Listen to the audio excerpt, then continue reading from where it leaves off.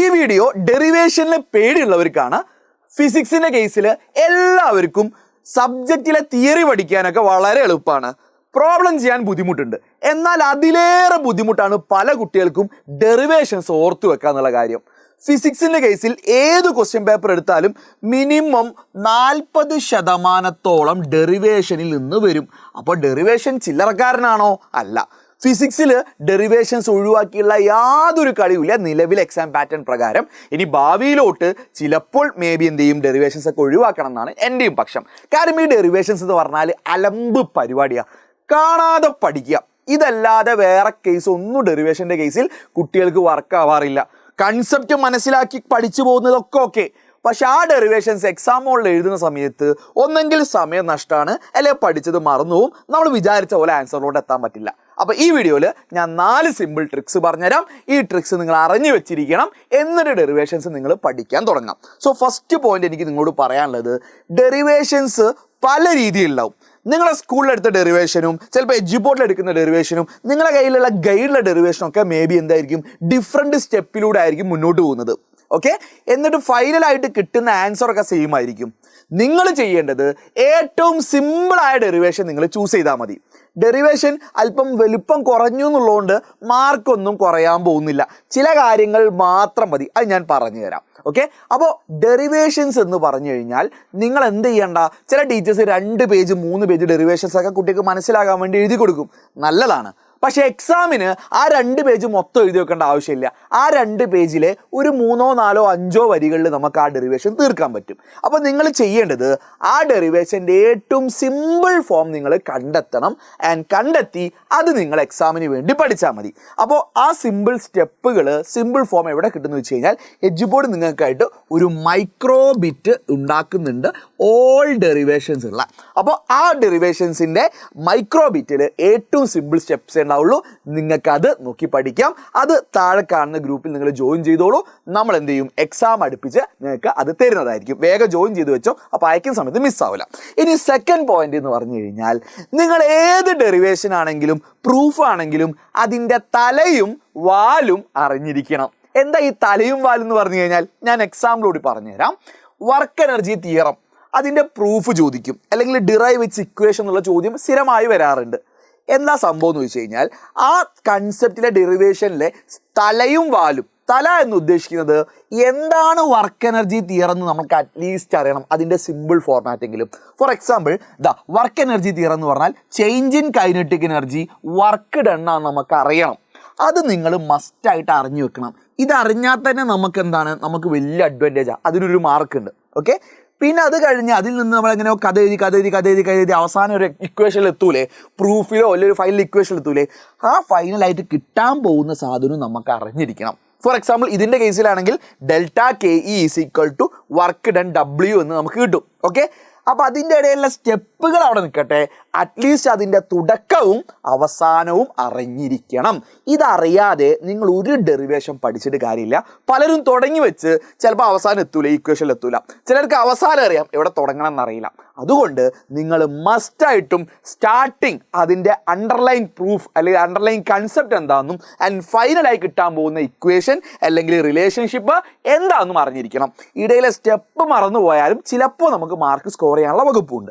ഇനി മൂന്നാമതായിട്ട് ഞാൻ ഇത്ര നേരം പറഞ്ഞ മാർക്കിംഗ് സ്കീമിനെ കുറിച്ചാണ്. ഏത് ഡെറിവേഷൻ ആണെങ്കിലും നിങ്ങൾക്ക് 3 അല്ലെങ്കിൽ 4, 5 മാർക്ക്, ഈ 3 മാർക്കിംഗ് സ്കീമിലാണ് വരാറ്. 3 മാർക്ക്, 4 മാർക്ക്, 5 മാർക്ക്. 5 മാർക്ക് ഇപ്പോൾ പൊതുവേ കുറവാണ്, കൂടുതൽ കണ്ടുവരുന്നത് 3ഉം 4ഉമാണ്. അപ്പോൾ ഏത് ക്വസ്റ്റ്യൻ ആണെങ്കിലും ഏത് ഡെറിവേഷൻ ആണെങ്കിലും ആ 4 മാർക്ക് പലരും എന്ത് ചെയ്യും, നഷ്ടപ്പെടും. അതായത് ഒരു ഡെറിവേഷൻ അറിയില്ലെങ്കിൽ ആ ഡെറിവേഷൻ കംപ്ലീറ്റ് ആയിട്ട് ഒഴിവാക്കി വിടും, എഴുതാതെ എക്സാം ഹോളിൽ എഴുതാതെ അങ്ങോട്ട് സ്കിപ്പ് ചെയ്ത് വിടും. ചെയ്യരുത്. നിങ്ങൾക്ക് ആ ഡെറിവേഷൻ്റെ എന്തെങ്കിലുമൊക്കെ അറിയുമോ, നിങ്ങൾക്ക് കുറച്ച് മാർക്ക് കിട്ടാൻ സ്കോപ്പ് ഉണ്ട്. അപ്പോൾ മാർക്കിംഗ് സ്കീം നിങ്ങൾ എപ്പോഴും അറിഞ്ഞിരിക്കണം. ഒരു എക്സാമ്പിൾ പറയാം. Acceleration due to gravity at height, അതിനൊരു ഡെറിവേഷൻ ഉണ്ടല്ലോ. അത് സാധാരണ 3 മാർക്കിനാണ് ചോദിക്കാം. ഒരു ടീച്ചറിന് ആൻസർ പേപ്പർ നോക്കുന്ന സമയത്ത് ഒരു ആൻസർ കീ ഉണ്ടാവും, സ്കോറിങ് കൊടുക്കാൻ വേണ്ടി ഒരു ആൻസർ കീ ഉണ്ടാവും ഒഫീഷ്യലായിട്ട്. അത് പ്രകാരം വേണം മാർക്ക് കൊടുക്കാൻ. അപ്പോൾ എന്തായാലും ഇതുമായി ബന്ധപ്പെട്ടൊരു ഫിഗർ വരച്ച് വെച്ചത് കൊണ്ട് പ്രത്യേകിച്ച് മാർക്കൊന്നും കിട്ടാറില്ല. ഇനി വരച്ചു കഴിഞ്ഞാൽ ടീച്ചർ ഒരു 1/2 മാർക്ക് അവിടെ തരാറുണ്ട് കേട്ടോ. അവന് എന്തെങ്കിലുമൊക്കെ അറിയാമെന്നുള്ളൊരു സംഭവമുണ്ട്. അപ്പോൾ ഇതിൻ്റെ കേസിൽ ആ ഫിഗറൊക്കെ വരച്ചതിൽ ഒരു 1/2 മാർക്ക് അവിടെ നിങ്ങൾക്ക് സ്കോർ ചെയ്യാനുള്ളൊരു ചാൻസ് ഉണ്ട്. ഇനി നേരത്തെ പറഞ്ഞാൽ അതിൻ്റെ സ്റ്റാർട്ടിങ് നിങ്ങൾ അറിയണം. അതായത് സർഫസിൽ ജീൻ്റെ വാല്യൂ GM/R² ആകുമ്പോഴും ഇനി ഈ ഹൈറ്റിൽ ഈ GH എന്നാണ് എഴുതുക, അതിൻ്റെ വാല്യൂ GM/R+H ആണെന്നും അത് ഹോൾ സ്ക്വയർ ആണെന്നും എന്ന് അറിഞ്ഞിരിക്കണം. എന്നിട്ട് ആ ഇക്വേഷനൊക്കെ 2 നമ്പേഴ്സൊക്കെ ഒന്ന് കൊടുത്തു വെക്കാം. ഈ 2 സാധനങ്ങൾ എഴുതി വെച്ചാൽ നിങ്ങൾക്ക് മക്കളെ 1 മാർക്ക് സ്കോർ ചെയ്തിരിക്കും. ഈ ഒരു ഫിഗറും ഇതും കൂടി ഉണ്ടെങ്കിൽ 1 മാർക്ക് നിങ്ങൾക്ക് കിട്ടും. ഒരു 1.5 മാർക്ക് എത്ര പിഷ്കിയാലും 1 മാർക്ക് അവിടെ കിട്ടി. 3 മാർക്കിൽ 33% കിട്ടിക്കഴിഞ്ഞു അല്ലേ. ഇനി ബാക്കി എങ്ങനെയാ? ബാക്കി പിന്നെ ഇതിനെ ഇതുകൊണ്ട് ഡിവൈഡൊക്കെ ചെയ്ത് അതിൻ്റെ സ്റ്റെപ്പൊക്കെ അല്ലേ, ആ സ്റ്റെപ്പുകൾക്ക് നിങ്ങൾക്ക് മാക്സിമം 1 മാർക്കേ കിട്ടുള്ളൂ. മാക്സിമം 1 മാർക്കേ കിട്ടുള്ളൂ ആ സ്റ്റെപ്പുകൾ എഴുതുന്നതിൽ. ഇനി ആ സ്റ്റെപ്പ് നിങ്ങൾ എഴുതാതെ ആ സ്റ്റെപ്പ് മറന്നുപോയി നിങ്ങൾ സോൾവിങ് എന്നൊക്കെ പറഞ്ഞാൽ അതിൻ്റെ ഫൈനൽ ഇക്വേഷൻ ഉണ്ട്. ആ ഇക്വേഷനിൽ എത്തിക്കഴിഞ്ഞാൽ നിങ്ങൾക്ക് ഒരു 1/2 മാർക്ക് കിട്ടും. ചിലപ്പോൾ 1 മാർക്ക് കിട്ടിയേക്കും. അപ്പോൾ ആ സ്റ്റെപ്പിന് മാക്സിമം 1 മാർക്കോ 1.5 മാർക്കേ ഉള്ളൂ. തലയും വാലും എഴുതി വെച്ചാൽ നിങ്ങൾക്ക് പകുതിയുടെ മുകളിൽ മാർക്ക് ആയിക്കഴിഞ്ഞു. ഇനി ഈ ഇക്വേഷനിലൊക്കെ നമുക്കൊരു സ്പെഷ്യൽ കേസും ഉണ്ട്. H > R, അതായത് GH = G × 1 - 2H/R എന്ന് പറഞ്ഞ ഇക്വേഷൻ ഇല്ലേ, ഇതിലോട്ടൊക്കെ എത്തിക്കഴിഞ്ഞാൽ വീണ്ടും ഒരു 1/2 മാർക്കും കൂടി കിട്ടും. അപ്പോൾ ഇവിടെ നിങ്ങൾ ഈ സ്റ്റെപ്പ് എഴുതാത്തതിനൊന്ന് ടീച്ചർക്ക് ചെറുതായിട്ടൊന്ന് കണ്ണടയ്ക്കും. അപ്പോൾ ഈ 3 മാർക്കിൻ്റെ ഡെറിവേഷനിൽ ചിലപ്പോൾ നിങ്ങൾക്ക് 2 മാർക്ക് കിട്ടും. 66.66% കിട്ടാൻ ചാൻസ് ഉണ്ട്. ഈ നടുത്ത സ്റ്റെപ്പ് അറിഞ്ഞില്ലെങ്കിൽ കുഴപ്പമില്ല. അപ്പോൾ നിങ്ങളൊരു ഡെറിവേഷൻ കണ്ടു കഴിഞ്ഞാൽ എന്ത് തുടക്കവും അവസാനവും അറിഞ്ഞു വെച്ച് അതിൻ്റെ ഒരു ബേസിക് ഫിഗറൊക്കെ വെച്ച് സ്റ്റെപ്പുകൾ കുറച്ച് സ്കിപ്പ് ചെയ്താലും നിങ്ങൾക്ക് പകുതിയുടെ മുകളിലും എന്തായാലും ആ ഡെറിവേഷന് മാർക്ക് കിട്ടിയിരിക്കും. ഗ്യാരണ്ടിയാണ് കേട്ടോ. ഇനി ഒറ്റ കാര്യം കൂടി നിങ്ങളോട് പറയാനുള്ളത്, മറന്നു പോവാന്ന് പറഞ്ഞു കഴിഞ്ഞാൽ വളരെ വളരെ സ്വാഭാവികമായുള്ള കാര്യമാണ്. ഡെറിവേഷൻസ് നിങ്ങൾ പഠിച്ചാലും ഞാൻ പഠിച്ചാലും മറക്കും.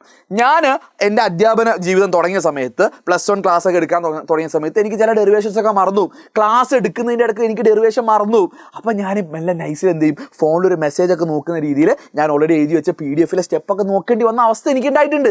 അതിൽ എനിക്ക് അഭിമാനമൊന്നുമില്ല, ഞാൻ മറന്നുപോയതാ. എൻ്റെ പ്രിപ്പറേഷൻ കുറവുണ്ടായിരിക്കും. മക്കളെ, ഡെറിവേഷൻസ് ആരായാലും മറക്കും. എനിക്കിപ്പോൾ ഏത് ഡെറിവേഷനും ഏത് ഉറക്കത്ത് വിളിച്ചാലും പറയാൻ പറ്റും. അതിൻ്റെ റീസൺ എന്ന് പറഞ്ഞാൽ ഞാൻ വലിയ ബുദ്ധിമാനായതുകൊണ്ടല്ല. ഞാൻ ആ ഡെറിവേഷൻസ് ഒരുപാട് തവണ കണ്ട് ശീലിച്ചതാണ്, ഒരുപാട് തവണ എഴുതി ശീലിച്ചതാണ്. ഇതേപോലെ നിങ്ങൾക്കും മാറാൻ പറ്റും.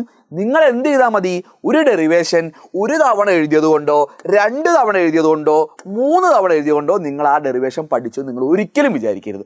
പലരുടെയും വിചാരം എക്സാം ഇന്നാണ് വിചാരിക്കുക. പലരും പഠിക്കുക എന്താ ചെയ്യുക, എക്സാമിൻ്റെ നേരെ തൊട്ട് ദിവസം, അതായത് -1th ഡേ, അതായത് T-1 ഇത് എക്സാം ആണെങ്കിൽ അതിന് തൊട്ട് മുമ്പത്തെ ഡേയിലാണ് പലരും ഡെറിവേഷൻ ഓടിപ്പോയി പഠിക്കുക. വർക്കാവില്ല, തലയിലോട്ട് കയറില്ല, ടെൻഷൻ ഇടയിൽ നമുക്ക് ഡെറിവേഷൻ പഠിക്കാൻ പറ്റൂല. അപ്പോൾ അതൊന്നല്ല അതിൻ്റെ പെർഫെക്റ്റ് ഡേ. നിങ്ങൾ എക്സാമിൻ്റെ അറ്റ്ലീസ്റ്റ് എക്സാം എന്നാണോ അതിൻ്റെ ഒരു 7 ദിവസം പിറകിലെങ്കിലും നിങ്ങൾ എന്ത് ചെയ്യണം, ആ ഡെറിവേഷൻ ആദ്യം എന്ത് ചെയ്യണം, മനസ്സറിഞ്ഞ് പഠിക്കണം. അന്ന് തന്നെ നിങ്ങൾ എന്ത് ചെയ്തോളൂ, 1 തവണ കൂടി അത് റിവൈസ് ചെയ്തോളൂ. എന്നിട്ട് പിറ്റേ ദിവസം, അതായത് എക്സാമിൻ്റെ പിറകുള്ള 6ാമത്തെ ദിവസം 1 തവണ റിവൈസ് ചെയ്താൽ മതി. ചുമ്മാ പേപ്പർ എടുക്കുക, ഒന്ന് എഴുതി നോക്കുക, സ്റ്റക്കാവുന്ന ഭാഗം മാത്രം നോക്കുക. പിന്നെ നിങ്ങൾ ഈ 5-ലൊന്നും 4-ലൊന്നും എഴുതണം ഞാൻ നിർബന്ധം പറയുന്നില്ല. ഒരു 3 മൂസൊക്കെ ബാക്കിൽ ഒന്നും കൂടി എന്ത് ചെയ്യുക, ഒന്ന് റിവൈസ് ചെയ്ത് നോക്കുക. ഇത് എല്ലാ ഡെറിവേഷൻ്റെ കേസിലും ചെയ്യണം കേട്ടോ. അപ്പോൾ ഒരുമിച്ച് പഠിച്ചാൽ മതി, ശരിക്കും അത് വർക്ക് ചെയ്യും. എന്നിട്ട് പിന്നെ ഈ സമയത്തൊക്കെ ഒന്ന് പോയിട്ട് എന്ത് ചെയ്താൽ മതി, റിവൈസ് ചെയ്താൽ മതി. അപ്പോൾ ഇവിടെ പോയി ഫ്രഷായി നിങ്ങൾ പഠിച്ചു കഴിഞ്ഞാൽ ഒരിക്കലും ഓർമ്മയിൽ വരില്ല. ചിലപ്പോൾ ഭാഗ്യം ഉണ്ടെങ്കിൽ ഓർമ്മ വരും, ചിലപ്പോൾ പണി പാളാനാണ് ചാൻസ്. അപ്പോൾ ഇത്രയും കാര്യങ്ങൾ നിങ്ങൾ ഓർത്ത് വെച്ച് കഴിഞ്ഞാൽ, നിങ്ങൾക്ക് പ്രാവർത്തികമാക്കി കഴിഞ്ഞാൽ ഡെറിവേഷൻസ് നിങ്ങൾക്ക് ഇനി തെറ്റില്ല. ഞാൻ നേരത്തെ പറഞ്ഞ പോലെ 30 to 40% മിനിമം ഡെറിവേഷൻ്റെ മാർക്ക് നിങ്ങൾക്ക് കിട്ടിയിരിക്കും. അപ്പോൾ ഫിസിക്സിൽ നിങ്ങൾ ആലോചിച്ച് നോക്ക്, നിങ്ങൾക്ക് ഫിസിക്സിൽ നല്ലൊരു ശതമാനം എളുപ്പത്തിൽ ഡെറിവേഷനിൽ സ്കോർ ചെയ്യാൻ പറ്റും. അപ്പോൾ യൂസ്ഫുൾ ആണെന്ന് പ്രതീക്ഷിക്കുന്ന വീഡിയോ താഴെ കമൻറ്റ് ചെയ്യുക. നമ്മുടെ മൈക്രോബിറ്റ് നമ്മുടെ ഗ്രൂപ്പിൽ നമ്മൾ സെൻഡ് ചെയ്യുന്നതായിരിക്കും. വേഗം തന്നെ അതിൽ ജോയിൻ ചെയ്തോളൂ.